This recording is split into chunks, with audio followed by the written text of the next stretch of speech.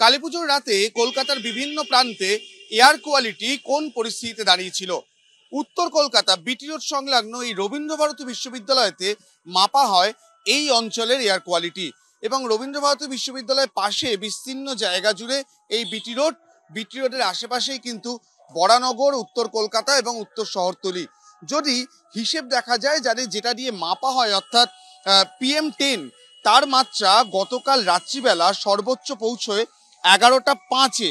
রাত 11:05-এ প্রায় 315 AQI level কিন্তু উঠে গিয়েছিল।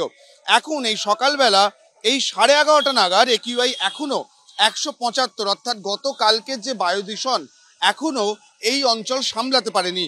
প্রয়োজনে বলে রাখা দরকার, ভালো এয়ার কোয়ালিটি বলা হয় 0 থেকে 50, মডারেট 100, অর্থাৎ কালকে রাত্রিরের যে এয়ার কোয়ালিটি সেটাকে কিন্তু সিভিয়ার বলাই চলে। এবং তার সঙ্গে এখনো যে পরিস্থিতিতে রয়েছে এখানকার বায়ু দূষণের অবস্থা, সেটা কিন্তু একেবারেই হেলদি নয়, আনহেলদি বলা হচ্ছে। আর এই তথ্য রাজ্যের যে পলিউশন কন্ট্রোল বোর্ড তারই দেওয়া। অর্থাৎ উত্তর কলকাতা এবং উত্তর শহরতলির বাতাসের অবস্থা কালীপুজোর রাত থেকে এখনো একেবারেই ভালো নেই।